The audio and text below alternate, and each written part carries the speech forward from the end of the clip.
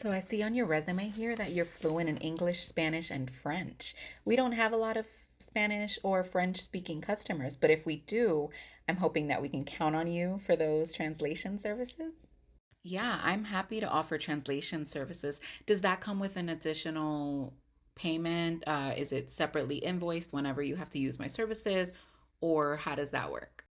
No, your pay doesn't include bilingual services. The salary that we're currently offering, it's just in general, but we do ask that you participate actively in the improvement of our company, and sometimes we have to communicate with, people who don't speak our language, and you would be a great asset if you could just do that for us, sort of like a favor.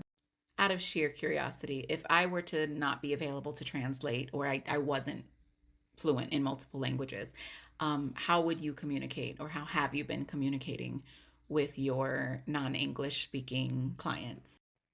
We would contact the translator line that we've been using.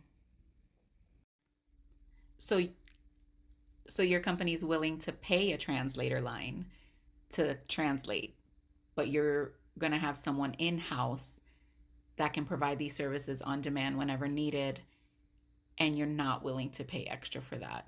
And the reason I'm asking is because I paid a lot of money to learn French and to become fluent in Spanish. And it wasn't a favor that someone did for me. I had to put in the time and I had to put in the effort to learn these languages, even English. I'm fluent in English, and that's something that not a lot of people can say these days. So it's just funny to me that you use the word favor, but you're willing to pay a translator line. So, as far as my bilingual efforts, again, you can either add pay to my salary to use those, or I can invoice you separately whenever they're needed, or we can just remove them as an option altogether and I can just completely speak English all the time.